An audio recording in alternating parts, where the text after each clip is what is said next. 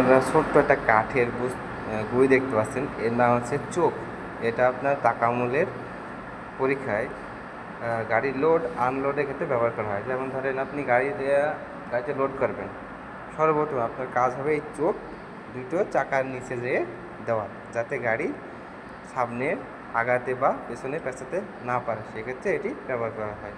মূলত load unloading ক্ষেত্রে আপনার সর্বপ্রথম কাজ হলো এই চোখগুলো আপনার চাকার নিচে দেওয়া।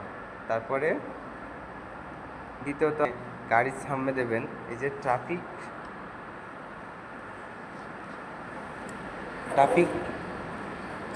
পয়েন্টস, এই ট্রাফিক পয়েন্টসটা আপনি ট্রাকের সামনে দেবেন, যাতে দিকে কেউ দূর থেকে দেখে বুঝতে পারে যে না, ওই জায়গায় কোনো কাজ চলছে, ট্রাক থেকে লোড বা আনলোড কোনো কাজ চলছে, তাদেরকে আপনি বুঝতে পারবেন। তার এই দুটো কাজ সর্বপ্রথম আগাতে। তারপরে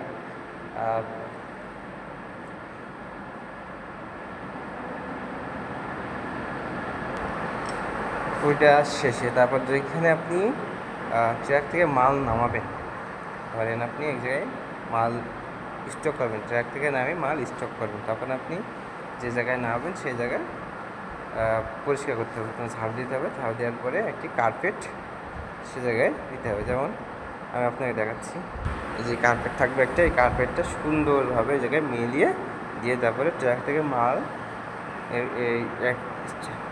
এই কার্পেটের উপর রাখতে হবে সুন্দরভাবে। এসে লোড আনলোডের প্রধান কাজ।